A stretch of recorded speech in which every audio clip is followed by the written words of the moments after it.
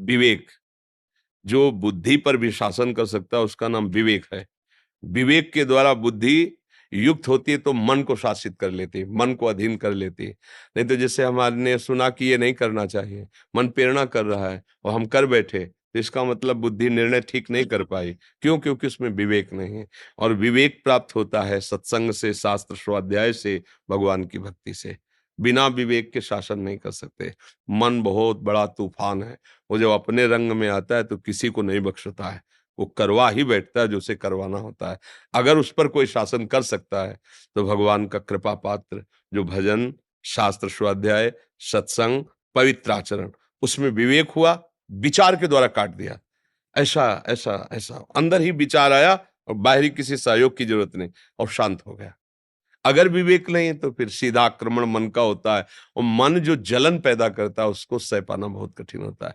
बाहर का आप डंडा बर्दाश्त कर सकते हैं, मन का डंडा नहीं। वो जब मारता है तो बड़े बड़े बलवानों को व्याकुल कर देता है। और मन को जो दबा सके उसका नाम विवेक है, बुद्धि नहीं। विवेकवती बुद्धि मन को शासन में ले लेती है। अभी अपने लोगों की दुर्दशा है, विषय ने इंद्री को वश में कर रखा है, इंद्री ने मन को वश में कर रखा है, मन ने बुद्धि को वश में कर रखा है। जो चाहता है वो सब करवा रहा है, और इसका उल्टा होना चाहिए।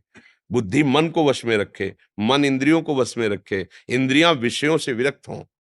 अब हम ऐसा कोई दृश्य देखा, कोई भोग देखा, मतवाले हो गए, तो हमारा पूरा सिस्टम उल्टा है, नष्ट होने वाले मार्ग में जा रहा है।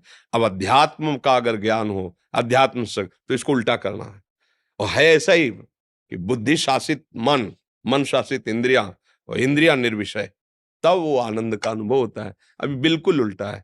छोटा छोटा विषय इंद्रियों को अधीन किए, मना खष्टान इंद्रियाणी प्रकृति स्थानी कर सती, ये प्रकृति हमारे मन को अधीन किए हुए जो चाहता है वो मन हमसे करवा लेता है। इसलिए हमारी दुर्दशा हो रही है।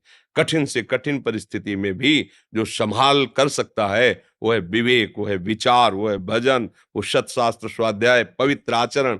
अब इनकी तरफ हम लोगों का ध्यान नहीं।